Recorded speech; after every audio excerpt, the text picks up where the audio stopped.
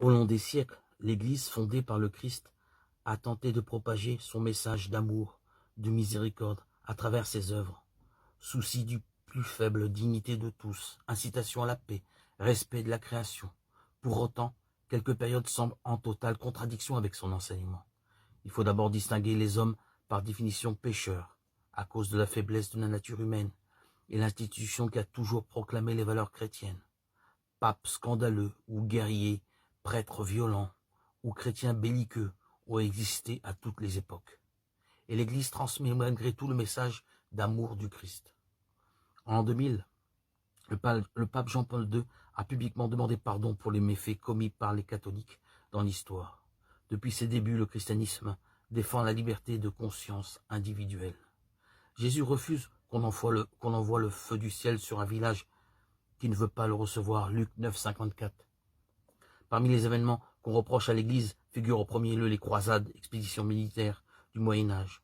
Contrairement à ce que beaucoup soutiennent, il ne s'agit pas au départ d'une conquête, mais d'une réponse du pape Urbain II en 1095 à l'appel à l'aide des chrétiens d'Orient persécutés et en péril.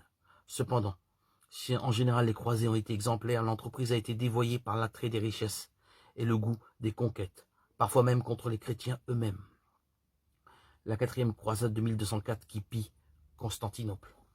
On a également beaucoup critiqué l'Inquisition, tribunal ecclésiastique créé au XIIe siècle par la papauté pour combattre les hérétiques. Il est choquant pour nous de voir juger des chrétiens ayant des idées dissidentes par rapport à la doctrine commune.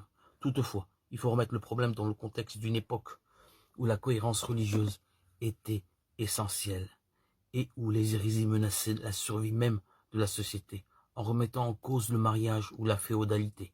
C'est d'ailleurs pour cela que l'État était plus sévère que l'Église envers les hérétiques. C'est le bras séculier qui se chargeait des exécutions, à vrai dire, très rares, sauf en Espagne, où l'institution était dirigée par la royauté. Il faut aussi savoir que l'Inquisition représenta un progrès dans le traitement des accusés. On ne pouvait pas être condamné sans preuve suffisante de culpabilité. Le juge devait enquêter à charge et à décharge, et c'est pour cela qu'encore aujourd'hui, on dit qu'un procès doit être inquisitoire et pas accusatoire. Cela est devenu un principe fondamental du droit français.